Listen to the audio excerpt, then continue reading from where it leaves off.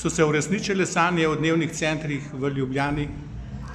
Po 14 letih ugotavljamo od odprtja prvega dnevnega centra v Ljubljani, da smo postali nepogrešljiv člen v verigi socialne oskrbe v Mestni občini Ljubljana. Z veseljem ugotavljamo, da so se podobni centri razvili tudi po Sloveniji in ne predstavljam si več mesta Ljubljane brez tovrstnih centrov.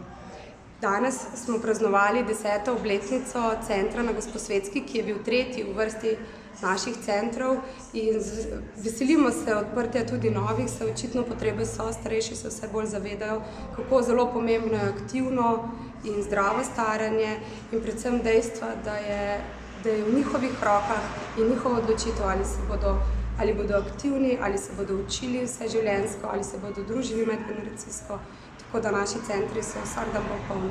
V čem največ povprašujejo starejši ljudje? Še vedno je na prvem mestu so gibalne aktivnosti, takoj zatem so učenje tujih jezikov. V naših centrih se učimo kar 11 tujih jezikov, tako da bi težko že naštela. Če sem dobro seznanjen, tudi dostopni so dnevni centri. Ja, res je. Dnevni centri so dostopni za vsakogar.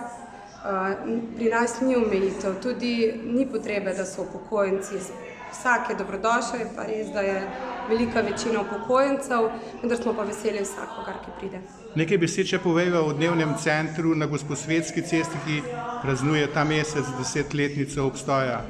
Res je, pred 10 leti smo bili majčkeno skeptični, ali bo tovrstna ponudba aktivnosti zadostila potrebe v samem središču mesta Ljubljane. Zelo hitro smo ugotovili, da smo šli v pravo smer, saj je bil center poln praktično še pred uradnim odprtjem.